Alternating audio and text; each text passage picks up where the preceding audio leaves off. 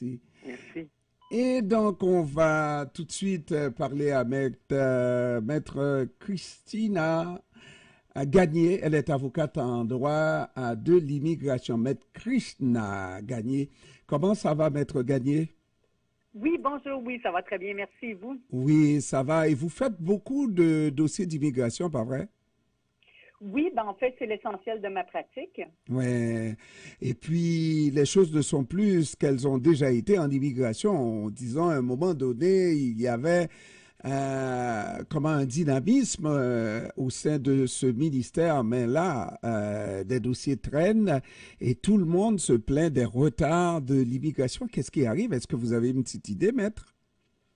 Ben, en fait, si on avait l'explication, ce serait plus facile d'orienter les demandes. On n'a pas tellement d'explications par rapport au long délai liés à l'immigration. Les délais peuvent être standards, par exemple, 4 mois, 5 mois pour un permis de travail, permis d'études. Ça peut représenter environ 80 des demandes. Mais il y a quand même un bon 20 des demandes qui ne rentrent pas dans la norme de traitement qui est prévue par Immigration Canada. Et c'est quand même 20 on parle quand même d'un dossier sur 5 qui ne répond pas à une norme de traitement. Donc, c'est là où est-ce que ça devient inquiétant et qu'on n'a pas de repères, on n'a pas d'explication pour pouvoir rassurer les clients là, dans un tel contexte. Et puis, il y a quand même une différence de traitement, enfin, dans les délais. Entre le Québec et le reste du Canada, ce qui prend 1 an dans le reste du Canada va prendre jusqu'à presque 3 ans. C'est inacceptable. Si on se réfère aux demandes de résidence permanente, c'est vrai qu'au Québec, ça prend beaucoup plus de temps. On a 2 ministères. Donc, on a l'Immigration Québec qui sélectionne ces immigrants et Immigration Canada qui approuve les immigrants, donc qui les admet au Canada. Est-ce que c'est ça qui génère des délais plus élevés? Si on avait la réponse, ce serait génial, mais dans les faits, les 36 mois qui sont annoncés, même on est rendu à 45 mois pour les demandes de résidence permanente, les regroupements familiales, c'est pas ce qu'on constate actuellement. Mais lorsqu'on voit les quotas qui ont été établis récemment, qui ont été révélés, c'est certain que c'est ce qu'on envisage pour la suite des choses, parce que ce serait impossible de traiter autant de limiter l'influx d'immigrants si on traitait les dossiers à la même cadence qu'on le fait actuellement.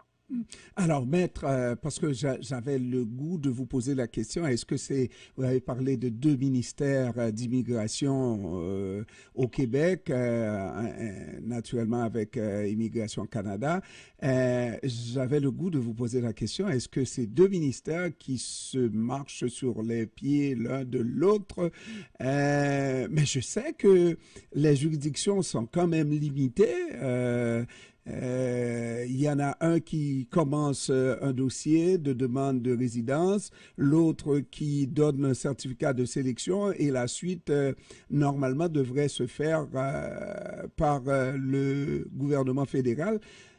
Pourquoi est-ce qu'on essaye de comprendre, est-ce qu'on a déjà essayé, pourquoi ça traîne comme ça au Québec?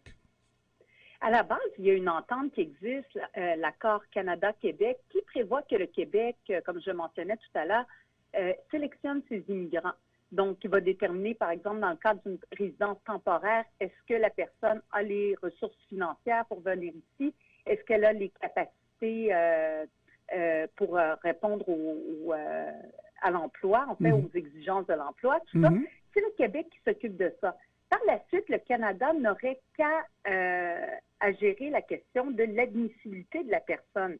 Mais dans les faits, c'est pas ce qu'on voit. Une personne peut très facilement avoir un certificat d'acceptation du Québec si on se met dans un contexte d'immigration temporaire et par la suite se voit refuser par le Canada un permis soit de travail, un permis d'études ou autre, au motif qu'il n'a pas la capacité, n'a pas démontré qu'il avait la capacité de répondre aux exigences du poste. Ça, on le voit régulièrement. Et c'est à se demander si le Canada avait un droit d'appel face à une décision administrative prise par le Québec. Et Et la C'est du réponse, ressort du Québec. oui, et la réponse à cette question, on ne l'aura jamais tant et aussi longtemps qu'il n'y ait pas une contestation de la part de Québec pour dire chacun sa juridiction et à chacun à jouer son violon à sa manière, non? Exactement. Si on confère une compétence au Québec, ça devrait être une compétence exclusive et non pas une compétence qui est sujette à révision de la part du Canada. Là, sinon, on se retrouve dans une situation où chacun se joue du coude un peu et on paye 2 fois le traitement d'une demande et une fois qu'elle est traitée au Québec, ben, elle n'est pas considérée comme ayant été traitée au Canada. C'est comme si l'agent se permet de tout réviser ce qui a été fait. Alors là, on se retrouve à avoir 2 ministères, dont un qui, à toute fin pratique, on se demande c'est quoi l'utilité aux yeux du fédéral. Parce qu'il se permet de réviser des décisions ou de prendre des décisions qui vont à l'encontre de ce qui a été pris au niveau provincial.